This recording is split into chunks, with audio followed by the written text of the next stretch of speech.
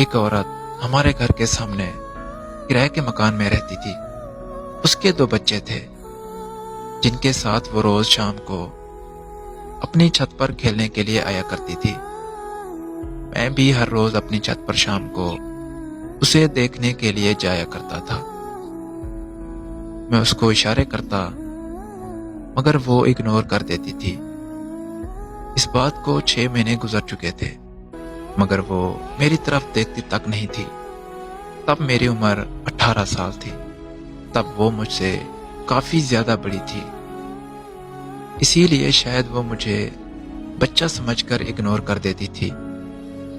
پھر ایک دن مجھے بخار ہونے کی وجہ سے میں چھت پر نہیں جا سکا تو عورت میری عیادت کے لیے میرے گھر چلی آئی اور میرا حال چال پوچھ کر اپنے گھر واپس چلی گئی۔ اس کا میری عیادت کو آنا میرے لیے اس بات کا اشارہ تھا کہ اس کے دل میں بھی میرے لیے احساس ہے۔ پھر میں جب اگلی شام چھت پر گیا تو وہ اشاروں میں میرا حال پوچھنے لگی۔ میں نے اسے اشاروں میں بتایا کہ ہاں میں ٹھیک ہوں تو وہ مسکرانے لگی۔ 2 دن بعد ایک پرچی پر میں نے اپنا نمبر لکھ کر اس کی چھت پر پھینکا اور پھر اس نے مجھے فون کیا تو میں نے اسے اپنی محبت کا اظہار کیا اور پوچھا کہ وہ مجھ سے شادی کرے گی تو وہ ہنسنے لگی اور اس نے مجھے یہ کہا کہ تم ابھی بچے ہو، تمہیں سمجھ نہیں ہے کہ تم یہ کیا کہہ رہے ہو اور کس سے کہہ رہے ہو۔ وہ کہنے لگی کہ طلاق شدہ عورت سے کوئی شادی نہیں کرتا اور میں طلاق شدہ ہونے کے ساتھ ساتھ 2 بچوں کی ماں بھی ہوں۔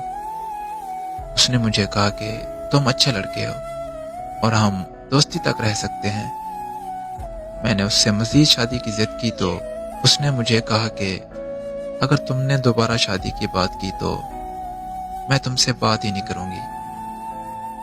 میں وہاں پر چپ ہو گیا اور ہم دوست بن کر رہنے لگے۔ ہم ایک دوسرے سے ہر بات شیئر کرتے تھے۔ ایک رات ہماری فون پر بات ہو رہی تھی کہ اس نے بتایا کہ وہ گھر پر اکیلی ہے کیونکہ اس کے امی ابو شہر سے باہر گئے ہیں۔ یہ سنتے ہی میں اس کے گھر کے باہر پہنچ گیا اور اسے دروازہ کھولنے کو کہا، لیکن اس نے دروازہ کھولنے سے انکار کر دیا تو میں نے بھی ضد کر لی۔ میں پوری رات گھر کے باہر بیٹھا رہوں گا۔ 2 گھنٹے کی ضد کے بعد آخر کار اس نے دروازہ کھول ہی دیا، لیکن آج مجھے اپنی اس ضد پر بہت پچھتاوا ہوتا ہے کہ کاش میں نے اس دن اپنی ضد چھوڑ کر بات مان لی ہوتی تو آج وہ زندہ ہوتی۔ اس کے دروازہ کھولتے ہی میں اندر چلا گیا۔ وہ بہت پریشان اور گھبرائی ہوئی تھی کیونکہ اسے ڈر تھا کہ کسی کو پتہ چل گیا تو اس کی عزت خاک میں مل جائے گی۔ پھر اس کا ڈر سچ ثابت ہو گیا۔ مجھے کسی نے اس کے گھر داخل ہوتے ہوئے دیکھ لیا تھا۔ اس شخص نے پورے محلے میں مسئلہ کھڑا کر دیا۔ سارے محلے والے اکٹھا ہو کر اس کے گھر آ گئے۔ میں چھپ گیا تھا لیکن انہوں نے مجھے ڈھونڈ لیا تھا۔ میرے گھر والے بھی محلے والوں کے ساتھ موجود تھے۔ مجھے گھر لے گئے اور میرے ابو نے میری بہت بےعزتی کی۔ میں نے اپنے گھر والوں سے صاف کہہ دیا تھا کہ میں نے اس عورت سے شادی کرنی ہے ورنہ میں زہر کھا لوں گا اور مر جاؤں گا۔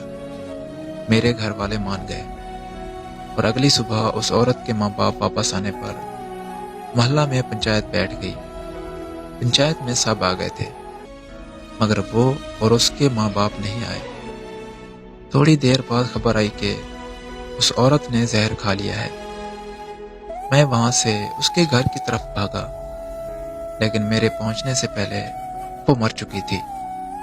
اسے اس دنیا سے گئے 8 سال ہو گئے ہیں لیکن میں آج تک اسے بھول کر کسی اور کا نہیں ہو سکا۔ مجھے آج بھی یہ بات اندر سے کھا جاتی ہے۔ کاش میں اس دن ضد نہ کرتا تو وہ آج زندہ ہوتی۔